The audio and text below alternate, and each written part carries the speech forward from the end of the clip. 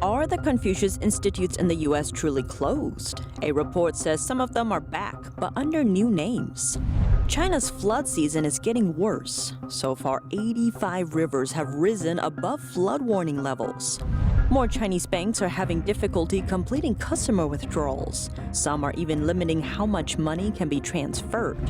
Two Chinese real estate companies present an unusual alternative to a cash down payment. For those that don't have the money, certain crops are accepted instead.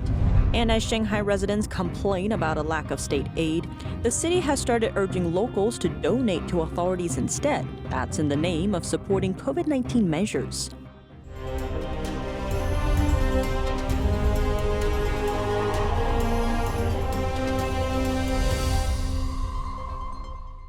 Over the past few years, more than 100 Confucius Institutes in the U.S. have been shut down due to U.S. government concerns about propaganda and espionage. But did they really close the facilities? A new report by the National Association of Scholars found that Confucius Institutes have continued under new names. Dozens of American institutions have maintained their relationships with a Chinese Communist Party affiliate by opening up similar programs. The report says after shutting down Confucius Institutes, at least 28 universities replaced them with new, similar programs. Georgia State University from Atlanta is one of them. The staff running the new program are the same as those who ran the now closed Confucius Institute. They came from a university in Beijing, the former Confucius program partner to Georgia State. The two signed an agreement the same month the Confucius Institute closed. In Virginia, the College of William and Mary also replaced its Confucius Institute with a new program. It, too, runs the program with its former Confucius Institute partner, a Chinese university called Beijing Normal University. The two signed an agreement establishing the new program a day after closing the Confucius Institute. Along the same vein, Western Michigan University and its former Confucius Institute partner signed a deal on a new program, one day after shutting down the Confucius Institute.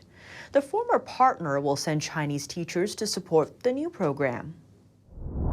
Major flooding has forced tens of thousands of people to evacuate southern China, and more rain is expected. According to the Ministry of Water Resources, 85 rivers in China have risen above flood alert levels as of Monday. In Jiangxi province, almost 500,000 people have seen damage to their homes and their lives uprooted. Roughly the same number have been affected in Guangdong. The manufacturing hub of Guangdong suspended classes, jobs, and public transport amid rising waters and the threat of landslides. The heavy rainfall has collapsed roads and swept away houses, cars, and crops. More rain is forecast for the coming days. Chinese authorities on Sunday issued the year's first red alert, the most severe warning, though they did not elaborate on what that means. China regularly experiences flooding during summer months, most frequently in central and southern areas, which usually receive the most rainfall. But this year's flooding is the worst in decades and comes on top of China's strict zero COVID-19 policy that has strangled travel, employment, and ordinary life in the country. After curbs on bank deposits and withdrawals started in Henan and Anhui provinces, several other cities have found themselves in similar situations. Let's take a look at what's been happening in recent days. In southeastern China, large crowds of people have been seen lining up outside a branch of the Dandong City Bank. They're all waiting for their turn to withdraw money. Other branches of the bank are seeing similarly long lines.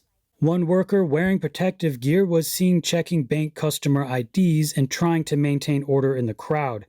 Some of those in line said they arrived before the bank opened, waited until the afternoon, but still couldn't get their money.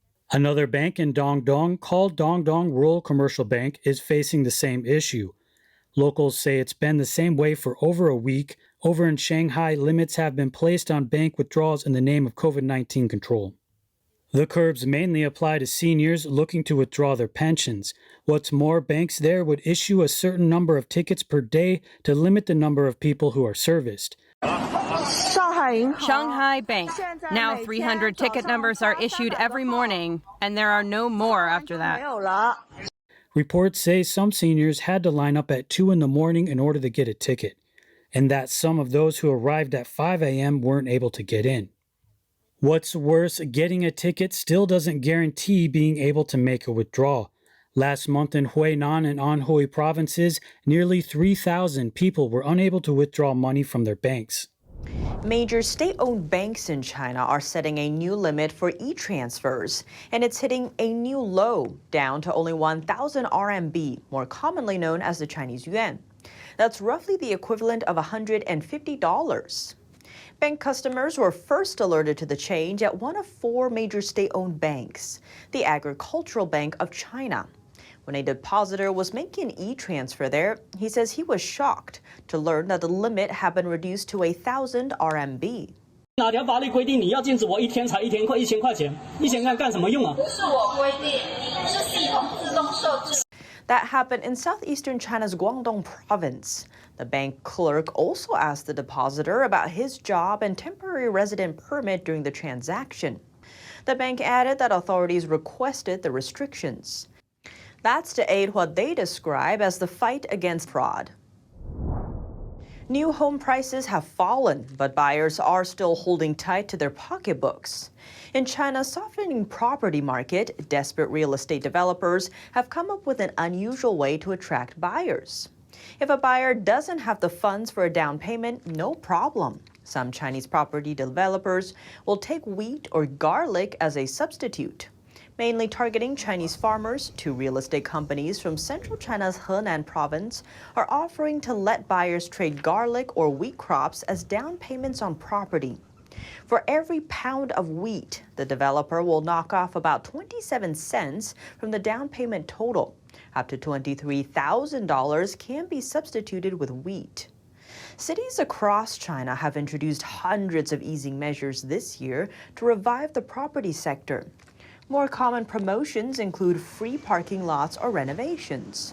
But widespread COVID-19 curbs have dented buyer confidence. Shanghai authorities are asking residents to donate to the Chinese Communist Party. They say the funds will go towards combating the pandemic. But locals say they're not happy about the request. Let's take a look. Residents in Shanghai are taking to Chinese social media to complain about a request from city officials. Locals say the city is asking them to donate to authorities in support of COVID-19 control efforts. According to one of the donation notices, contributions should be made to a bank account controlled by a branch of the Chinese Communist Party. It's called the Municipal Assets Supervision Commission. One notice put out by China's Education Department suggested that each teacher donate at least $15. But the notices don't seem to have had the desired impact. Instead, some residents suspect the city has fallen into a dire financial situation. We think this signals that the city is in financial trouble for sure. Or else why do they need donations? They must be tight on money. The lockdown lasted for so long. I'm sure they've spent a lot. Though the more formal notices described donating as voluntary, many internet users said they were pressured or forced to donate. Some of them received warnings saying it's not a good look if a few people don't donate. Some such notices also warned the receivers not to share the notice with others or on social media. They say it's voluntary, but in reality, it's kind of mandatory. You must donate. Those I spoke to this morning are all unwilling to donate, but they don't have a choice. Some Chinese internet users pointed out that in other countries, governments issued financial aid or other incentives to the people. But in China, it's the opposite. One social media post asked who would compensate the losses that residents have endured. It also noted that authorities have not apologized for the harsh conditions and instead want donations from residents. Shanghai has suffered a significant economic contraction following the city's 2-month lockdown. During that time, people were confined to their homes and factories were closed. The city's total retail sales plunged nearly 50% in April, while hotel and restaurant sales declined by almost 70%. Now in China, everyone feels insecure. We don't know what tomorrow will bring. The authorities don't tell the truth. The donation requests quickly became a hot topic on Chinese social media platform WeChat. but related posts started getting removed shortly after. In the latest episode of the Taipei-Beijing issue, Taiwan has accused China of bullying. That's after organizers of the World Cup in Qatar added back the China reference for Taiwanese ID cards after deleting it earlier. All World Cup ticket holders must apply for the Heya card used to identify fans, which also doubles as an entry visa. The island was originally listed as Taiwan Province of China, terminology that angered Taiwan's government and many of its people. Then last week, the listing was changed to just Taiwan, alongside with the Taiwanese flag, earning praise from the government in Taipei. But the move didn't sit well with China. Beijing's foreign ministry said Taiwan is part of China when asked about the change, and calling the One China principle a basic norm of international relations. And as of Monday, the listing has changed again, this time to Chinese Taipei. That's the name Taiwan uses to compete in most international sporting events, like the Olympics, to avoid political problems. The World Cup organizers have yet to comment on the change.